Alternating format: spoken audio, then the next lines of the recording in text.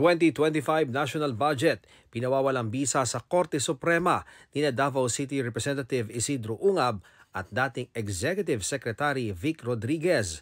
Anila, labag sa saligang batas ang mga blanco sa pinagbasehang BICAM report ng Kongreso. Sabi ni Senate President Cheese Escudero, bukas sila sa anumang pagkwestiyon sa ipinapasang batas ng Kongreso. Pag-aaralan naman daw muna ito ni House Speaker Martin Romualdez.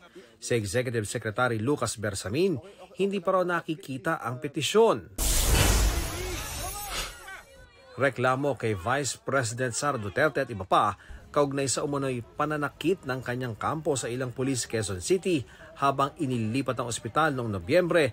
Ang Chief of Staff niya ibinasura ng Quezon City Prosecutor's Office. Hininga namin ng pahayag ang QCPD pero wala pa silang tugon. 6 na akusado sa pagkawala ng mga sabongero sa Manila Arena noong 2022, hiniling ng DOJ sa korte na iparesto muli matapos baligtarin ng Court of Appeals ang piyansang iginawad sa kanila ng Manila RTC Branch 40.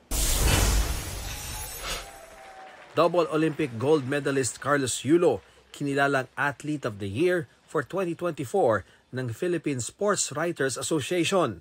May special citation naman ang kapatid niyang si Eldrew.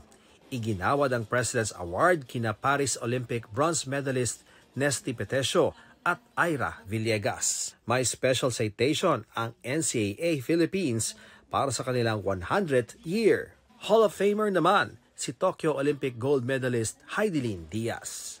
Ian Cruz nagbabalita para sa GMA Integrated News.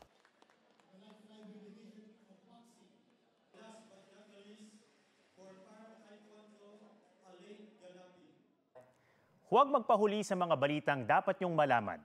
Mag-subscribe na sa GMA Integrated News sa YouTube.